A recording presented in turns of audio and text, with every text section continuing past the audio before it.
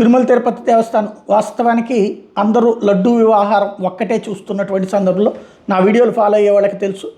స్వామీజీతో మాట్లాడటం మొన్న స్వామీజీ మాట్లాడినటువంటి మాటలు కమలానంద భారతి స్వామి సంప్రోక్షణ చేయడం సబబు అని చెప్పటం, ఆ సంప్రోక్షణ ఇవాళ సంప్రోక్షణతో పాటుగా శాంతి యాగం చంద్రబాబు గారు ఆ తర్వాత ఇంకొక వైపున సమీక్ష చేయడం తనే స్వయంగా, ఆ తర్వాతన తిరుమల తిరుపతి దేవస్థానం ఈవోని పిలవటం, ఓవరాల్గా ఆలయ సంప్రోక్షణతో పాటుగా ఆలయానికి సంబంధించి అత్యంత ముఖ్యమైనటువంటిది యజ్ఞం కూడా చేయడం అన్నటువంటిది. ఈ రెండు చాలా మంచి పరిణామం.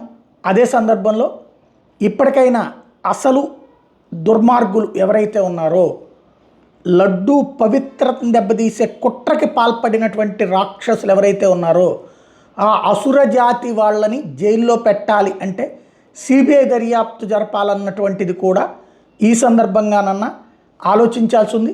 స్వామివారు ఆయనకి ఆ విధమైనటువంటి ఆలోచన కలిగిస్తారని అనుకుందాం.